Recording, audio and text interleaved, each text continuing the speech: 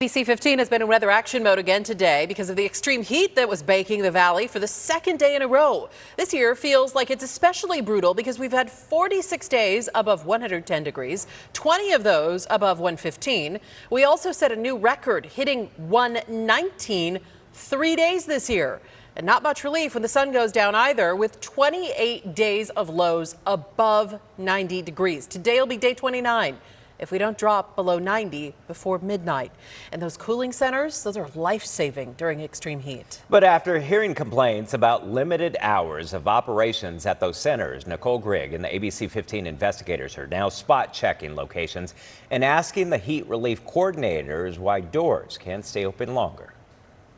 Across Maricopa County, the Heat Relief Network has this interactive map showing you where you can get out of the heat. You can see all the open cooling center locations during the day. You can get free water and free air conditioning. But then this map shows you what's open after 8 p.m. and there are only a handful of cooling or respite centers open in the entire valley.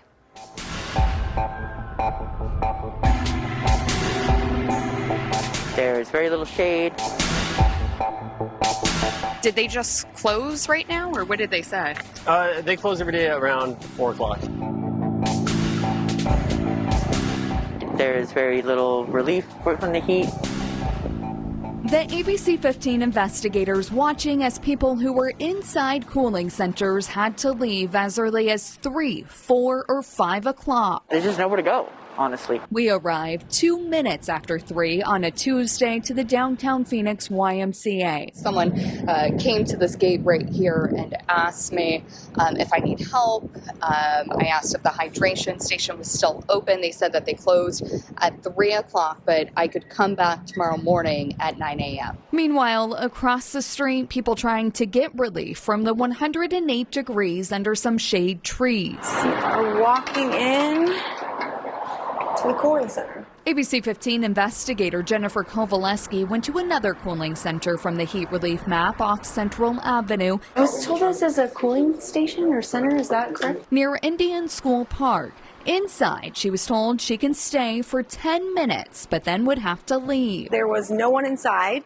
They did give me a bottle of water. Was the system intended for people to be let out into the heat during the hottest parts of the day? The system was intended to bring together volunteers, and so we are thankful for the hours that they are open. We would be delighted if those hours were longer, but that is entirely up to the volunteers. Kelly Donnelly Williams is with the Maricopa Association of Governments, known as MAG, a regional planning organization. They map cooling center locations. We do this out of the goodness of our hearts because there's a need in the community and because we have the technology and the resource and the desire to help others. So MAG maps it, but who actually runs the Heat Relief Network? In terms of a particular agency that runs the Heat Relief Network, overall full-on coordination, there is not one yet. Reverend Katie Sexton Wood is with the Arizona Faith Network, which is one of the groups that volunteers. So the last 2 years, it became very clear that we needed a coordinator position, a central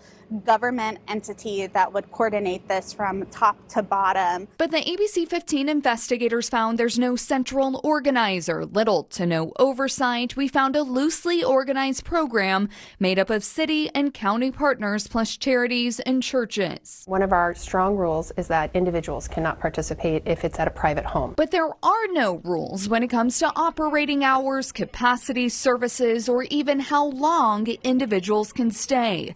The ABC15 investigators have been asking questions about this for weeks, especially since Maricopa County and the city of Phoenix say they're spending millions of dollars combined. And Phoenix's city-owned cooling centers are mostly libraries, none with extended hours and only one open on Sunday. Phoenix's heat office says the Heat Relief Network could use federal support. For overtime pay for employees to keep the facilities open 5, 6, 7, 8, 10, 12 o'clock. What other supplies are needed at those facilities to make them more effective? This is certainly an active conversation. There's some agreement about what's missing from the Heat Relief Network. There is the sustainable funding piece that's missing, And then there is the personnel piece, the government entity that will oversee, that will implement, that will quality check, that will help guide what every cooling center should look like. Despite watching people leave with suitcases and bags at 4 p.m. at Grace Lutheran Church, what's not missing,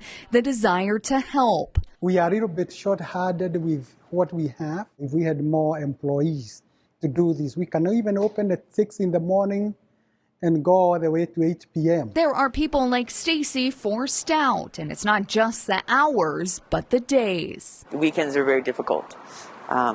It's just still hot on weekends. There's nowhere to go. As we've continued to question government leaders this afternoon, we heard from the Arizona Department of Health Services that they will create a statewide heat coordinator job, which will have oversight of cooling centers. They call it a critical position. I'm investigator Nicole Grigg, ABC 15 Arizona. Now, we did speak with the YMCA after we stopped by the location. They tell us they're in the process of trying to hire more staff to extend their hours from 9 in the morning to 6 in the evening as a response to the excessive temperatures.